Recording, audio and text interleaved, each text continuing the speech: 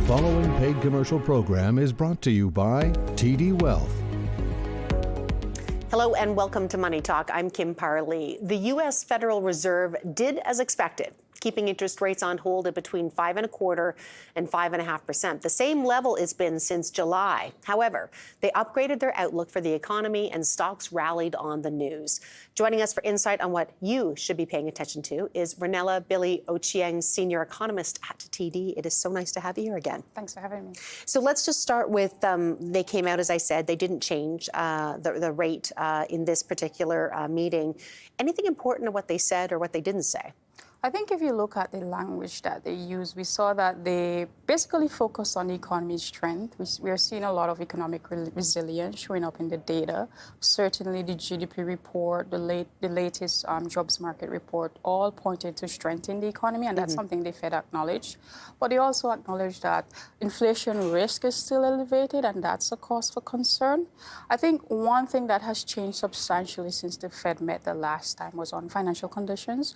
We saw bond yields rally last week a lot, and that's actually putting a lot of pressure on longer-term bond yields. And what that means is that the cost of borrowing, the cost of doing business is more expensive. That's going to help the Fed achieve its inflation mandate in terms of cooling the economy. And I think the decision today, was largely as expected. I think the bigger focus right now is really what they do in December.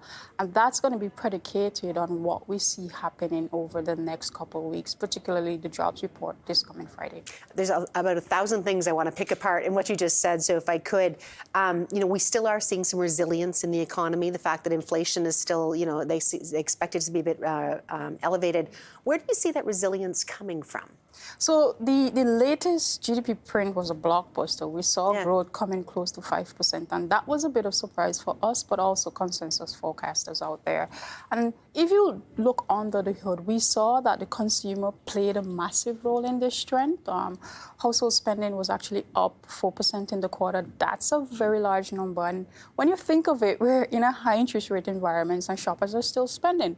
And that shouldn't necessarily be looked at as an anomaly, because we have to understand the labor markets are still very tight. We have to understand that consumers are still benefiting from excess savings. And our expectation is that over the coming quarters, that's going to be depleted significantly. So we expect that to be a bit of a drag in the coming quarter. So our forecast for the next quarter is nothing close to what we just saw, and we expect things to cool substantially. So the talk, I guess, of a looming recession, you see it now coming, or slow down at the very least, I think, in terms of what we're seeing. I guess what it comes down to the U.S. consumer is how long can they? You said incomes are going up, so it's when that stops, I think. And are we starting to see hints of that coming at least? So when you look at the retail sales data, we're seeing a lot of strength in the retail sales. We've seen like 6 months of positive gain. So there's evidence that there's quite a bit of spending. But on the sentiment side, we saw, this week, the sentiments data that came out showed a drop in sentiments. And there are a couple of reasons that were cited, higher grocery bills, higher cost of borrowing, the geopolitical conflict that's happening right now. So consumers are showing cause for concern. And if you actually dig even closer, you do see consumers on the lower end of the income spectrum. They appear to be a bit more worried. So suffice to say that even if we haven't seen the slowing showing up as yet, we do believe the headwinds that are materializing in the face of, there are many things that are happening. People have to service their debt at a higher cost. That's going to really bite into consumer spending in the months to come. Yeah, it really will. I mean, I just hear anecdotally of lots of people talking about their mortgage costs going up and what's happening there. And if you think about that at an individual level, then you start thinking about, what if you had, billions and trillions of dollars to service and you were a country like the United States, and that keeps moving up as well, too. And I guess my question for you is, how big of a concern are U.S. debt levels? When does it become material? So it is material, but even more material. The U.S. debt level is quite material. And if we look at the trend in borrowing over the last 10 years, it has been increasing. But the COVID pandemic was a game changer. The government stepped in to provide aid to households and businesses, and that pushed the actual public debt level to close to 98%. that figure is substantial. If you put that in context, we know that after the World War II, we actually saw public debt levels climb to about 105% of GDP. And that's not a number that we should necessarily be comfortable with, because inflation, higher interest rate costs, it means that the government is actually going to be paying more for borrowing this debt.